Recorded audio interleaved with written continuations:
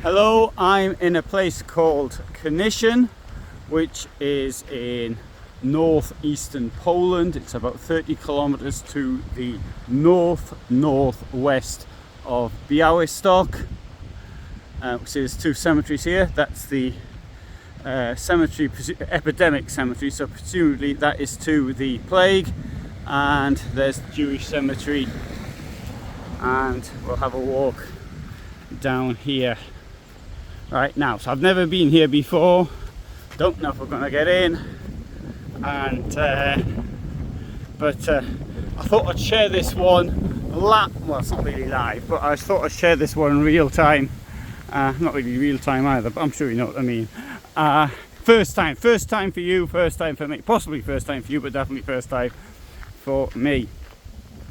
Now, Knyszyn had a Jewish population of roughly 1/3 the population was in 1939, and one thing I've noted was there appeared to be relatively good relations between the Catholic and Jewish populations before the war, and I'm led to believe that this cemetery is in pretty good state. So we'll see. The Jewish population of Knyszyn was destroyed on the 2nd of November 1942 when it was taken to Białystok, and from there it would have ended up, people there would largely have ended up in Treblinka. Some of them, of course, would have been just killed there. Right, one, what's that say? Kwasznik. So, past. Oh, lots of information here on this board. Look at that. That really is a lot. Yeah, I'll just read the first paragraph to you, because if not, the whole video is going to be me reading. Oh, look at that, it's even in English. So that'll be even easier rather than translating it. So I'll just stick this around here. Oh, does that look nice? Jewish cemetery in Knyszyn is located near the former court of Sigismund Augustus, the King of Poland and Lithuania. Two ancient elements saved themselves, created the unusual, historic and picturesque place. I'm just reading this, right? Never mind the mistakes. From the 16th to the from the 16th to the either first or second half of the 18th century, the Jews of Knyszyn belonged to Tykocin Jewish community, and they were buried, and the deceased were buried in Tykocin. Later, they created their own kahal. That means court, or local government, if you like. In 1786, the Jewish community granted permission to conduct burials on dikes surrounding the King's Ponds. The cemetery is divided into two parts: the older one established in the 18th century, and a new one from the 1930s. And that was beyond the dikes of the Royal Ponds. On the old part of the cemetery, there are about 680 graves, and the second nearly 30.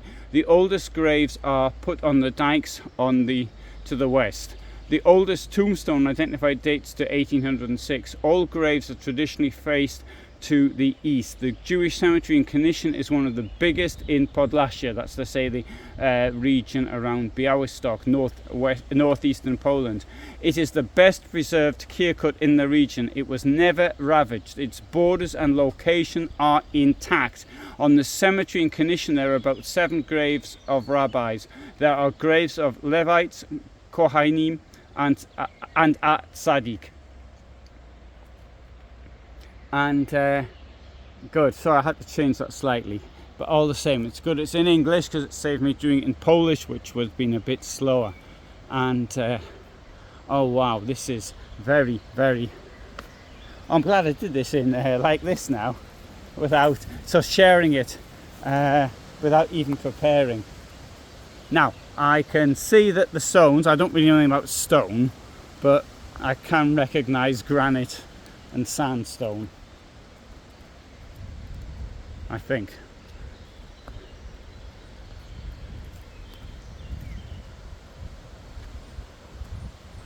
Oh, isn't this amazing? Now, it used the word dike, and presumably now we can see we're up on what appears to be a bit of a dike. There used to be a pond there into the lower part here.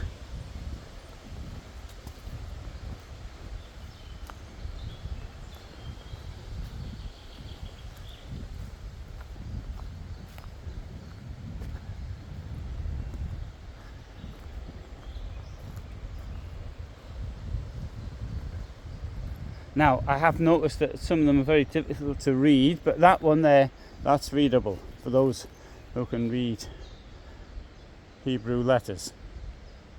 But most of them, oh, there's a very clear one over there.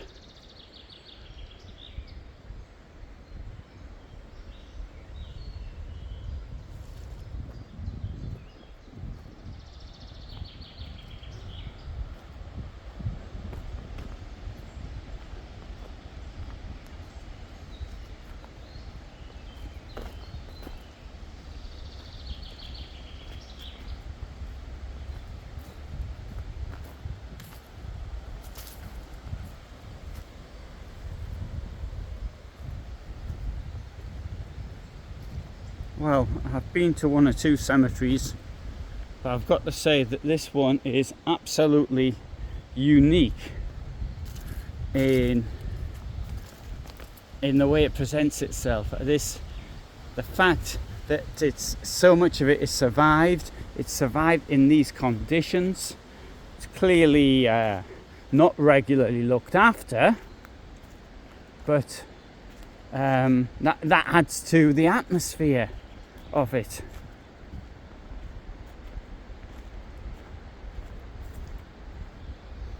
I think I should have walked around the other way. I made a mistake there. Never mind. Should have walked around anti-clockwise instead of clockwise.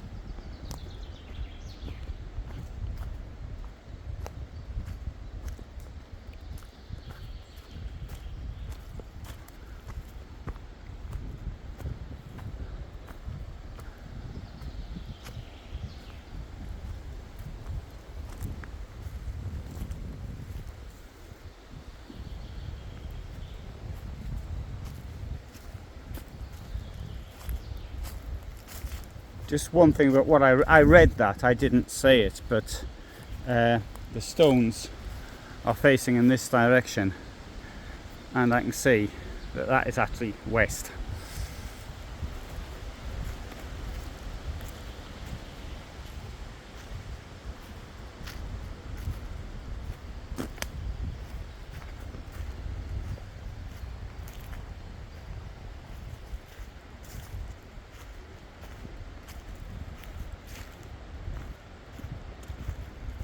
Now, my specialisation in history is in the 20th century.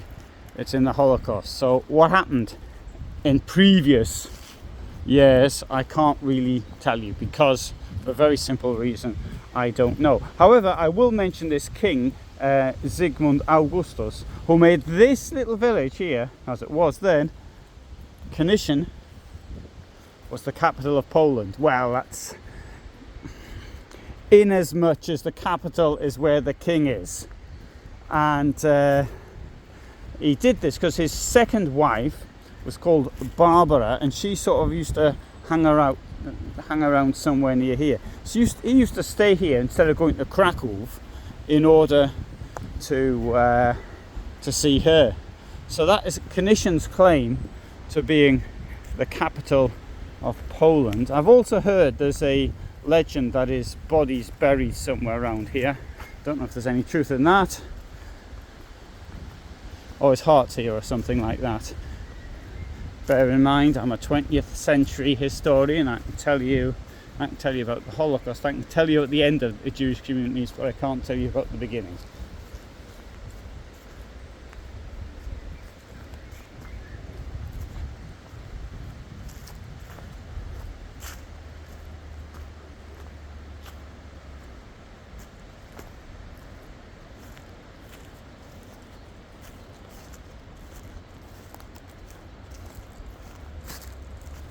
So this would be the south, down here, the southern end.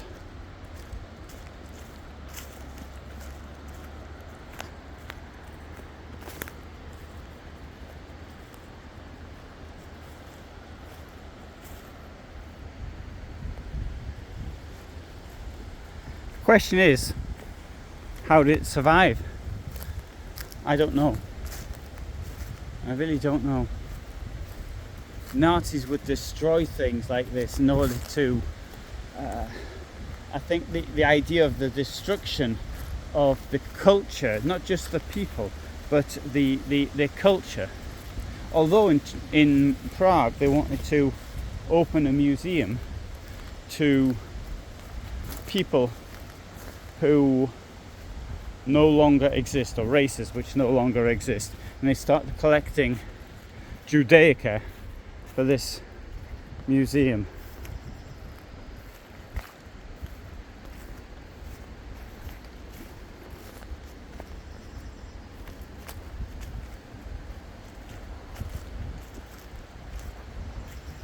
Oh, it's a deer in the field.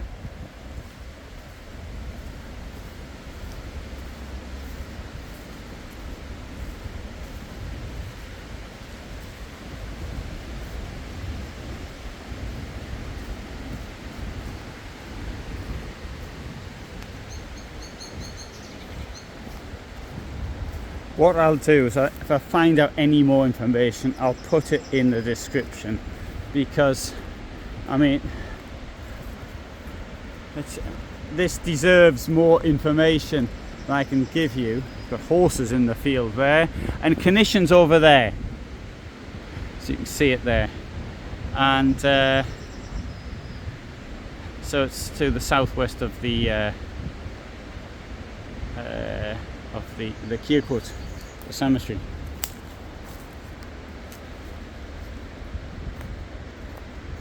That one's just about readable.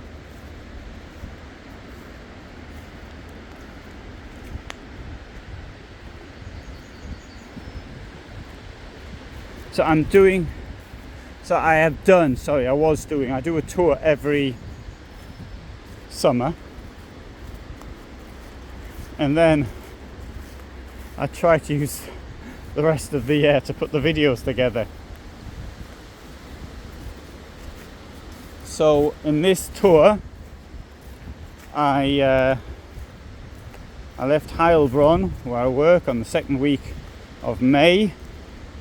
I spent the first night near Ansbach, but not in Ansbach, because I want to visit the cemetery there. Oh, that's quite clear. Well, some of it. And then I went to Sachsenberg early concentration camp, set up in May 1933. Then I came to Poland. I did a little tour around Lower Silesia. I was in Wrocław for about 4 days. Then I visited Sieradz. Then I was in Łódź and the area around Łódź before heading to Warsaw, and in the last 10 days or 2 weeks of Garwolin. From there I went to Stoczek Łukowski, Łuków, Międzyrzec,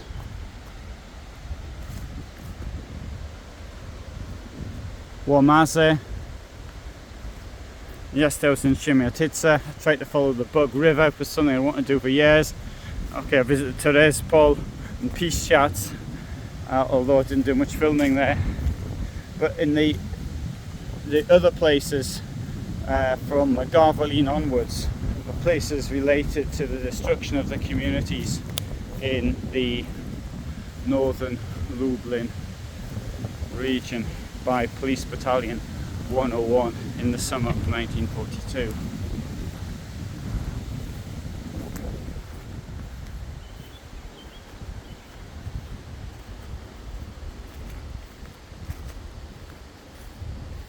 Today this morning I filmed the cemetery in Siemiatyce, Jewish cemetery, which is still, the wall is still there, and most of it, although the stones have all gone.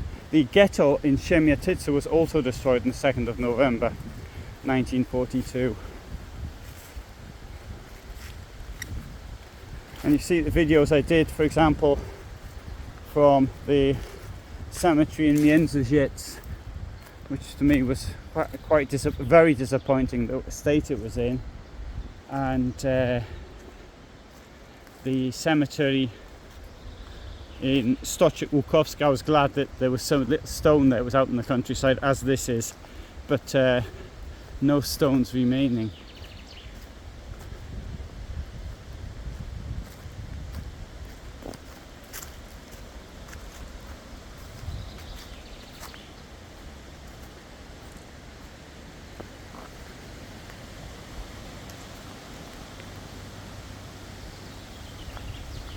Oh, this has really cheered me up seeing this. Yesterday I found in Siemiatyce there was a house with a mezuzah. A mezuzah is a metal box which is put on the front door post in a Jewish home. In fact, some people put them on all the doorposts except for that leading to the toilet. And I was absolutely amazed at that. Anyway, I sent a photograph immediately to a friend in New York with a message, "Look what I found." And he said he immediately looked up the address I'd given him.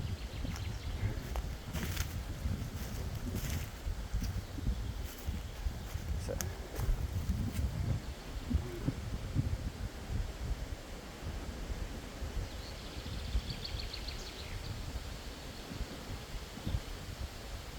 I think that this is the grave of the tzaddik.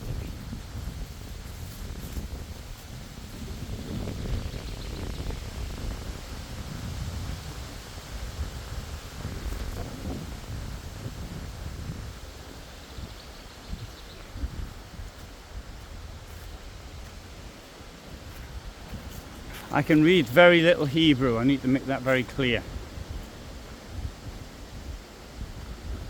Very little. I mean, I know what the letters are, but that's just about the limit of my knowledge.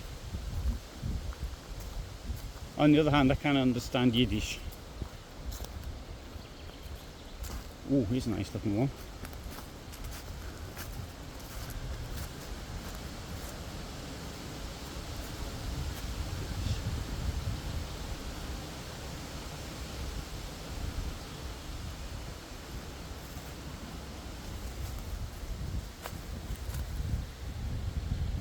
So, Golda, there's a name, Golda, G-O-L-D-D-E.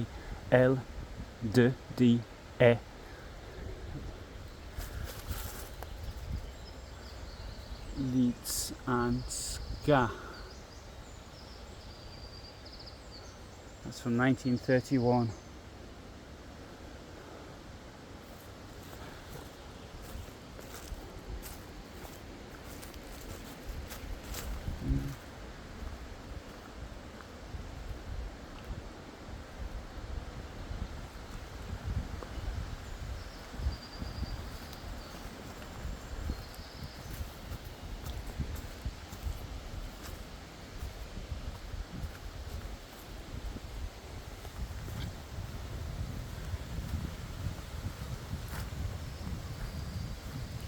If you've stuck with me so far, then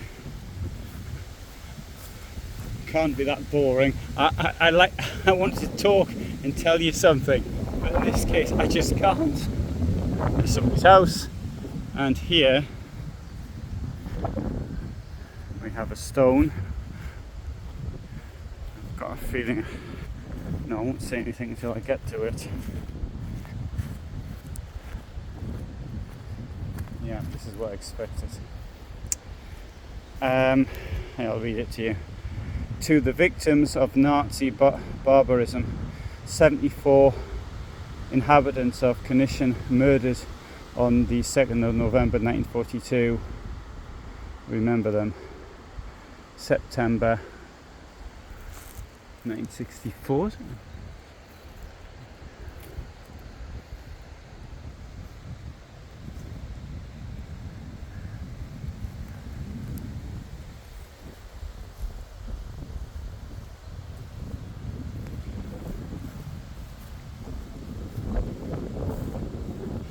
quite common for people to be taken to the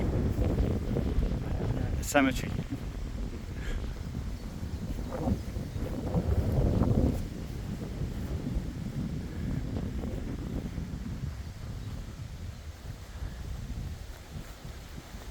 Gentleman didn't greet me, maybe because he saw the camera.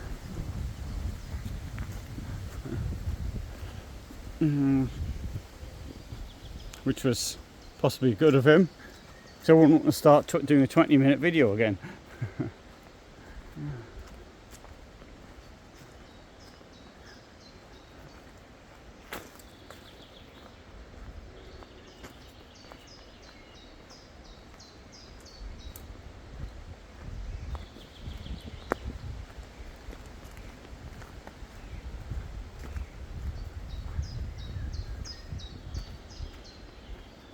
So now I'm taking you right round this cemetery. In my opinion, I think this must be, I don't know if magical is the right word, but it's absolutely unique. You can't say it's the most unique cemetery I've ever been to, but perhaps I can say it's the most, I don't know, whatever. Okay, magical, if that's the right word. I think this is great, fantastic. So, should you ever find yourself in northeastern Poland, then surely this place is the one to come to.